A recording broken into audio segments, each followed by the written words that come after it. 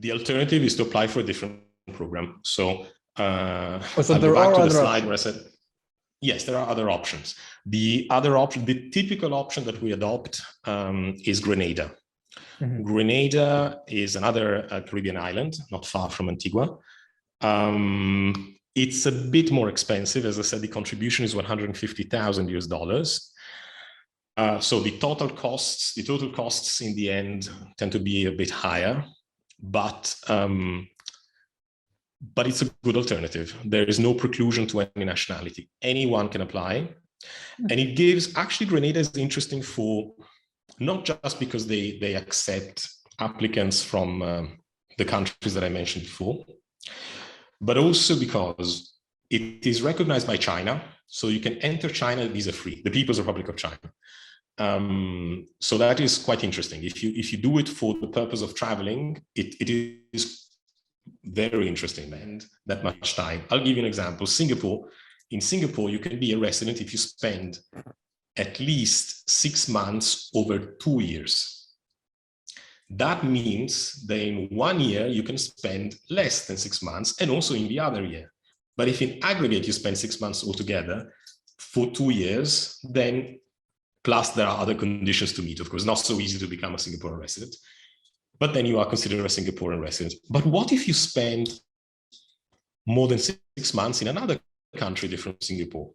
The other country will say, wait a moment, you say that you reside in Singapore, and for Singapore it's fine, but it's not fine for me, because you have spent most of your time in Italy, in France, in the US, wherever.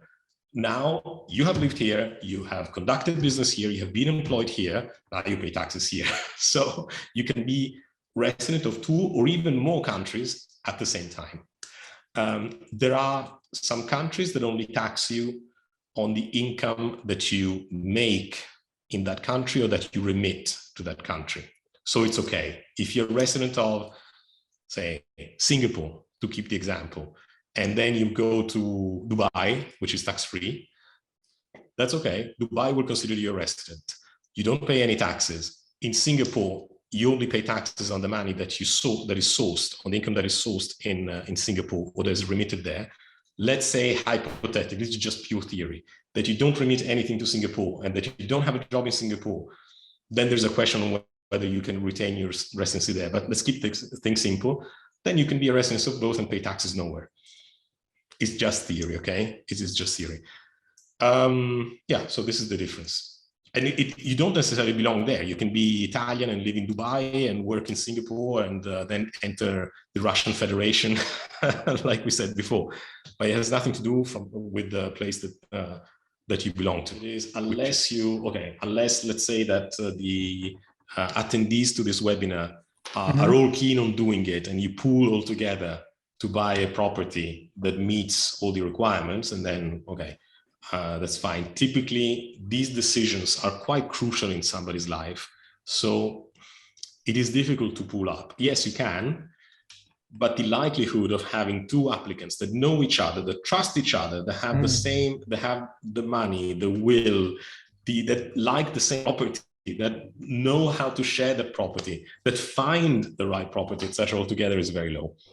Who is it open to? I would say business people that wish to expand their operations in that area, in the Caribbean, and that have found an investment that they deem sound of at least $1.5 million, that on top of all the other perks, returns, sound business, blah, blah, blah, it also gives the passport.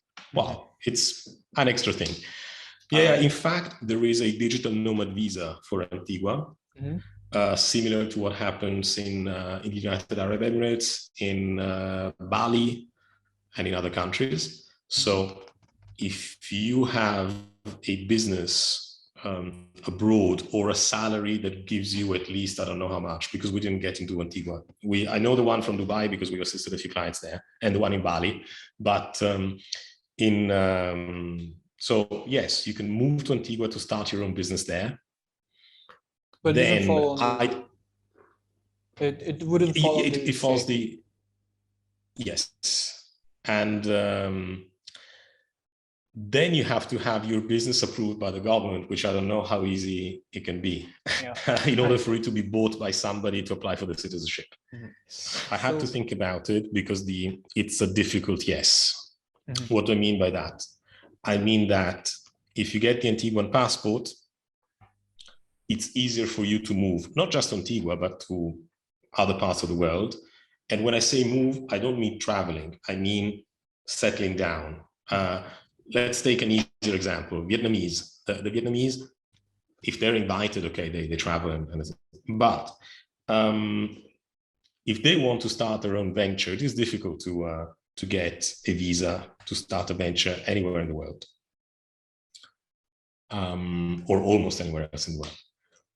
If a Vietnamese is also the holder of an Antiguan passport, then the holder of the Antiguan passport, Vietnamese national, will be able to travel visa-free to any country that he wants to travel to. Let's say he wants to travel to the UK.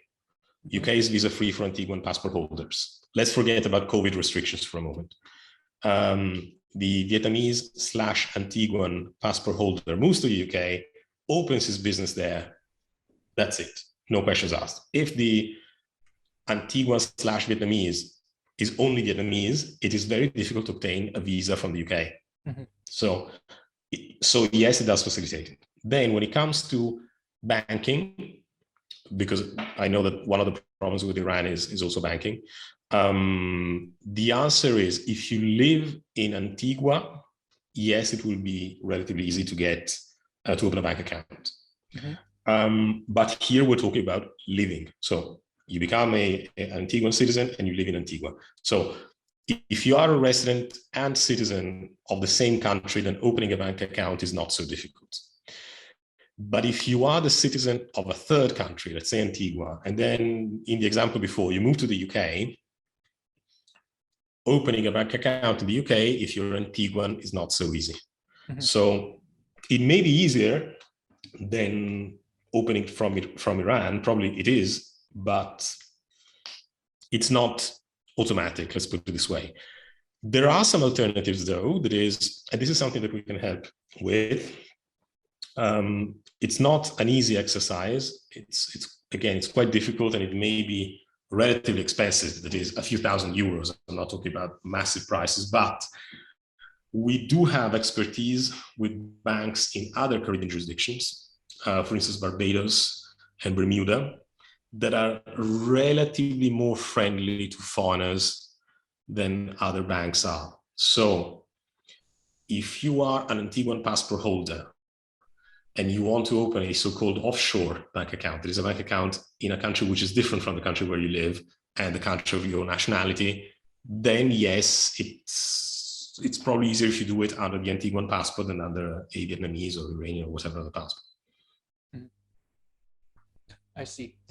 Well, thank you. Just one final question we've got in the chat. I think it might have been about the restrictions. Rhonda has asked that, what about Lebanese? I believe she means that Lebanese can apply. All right. Well, there's no restriction on Lebanese people. Oh. The problem for Lebanese is the payment of the donation or the contribution to the National Development Fund or to the University of West Indies Fund, because this is something important that I didn't say. The donation must be made by the applicant from a bank account in his name anywhere in the world. You are Lebanese, you have a bank account in Italy, you use the bank account to make the contribution in Antigua. Fine. But if the bank account is in somebody else's name, in a company's name, etc., no, it's not good. It has to be in your name.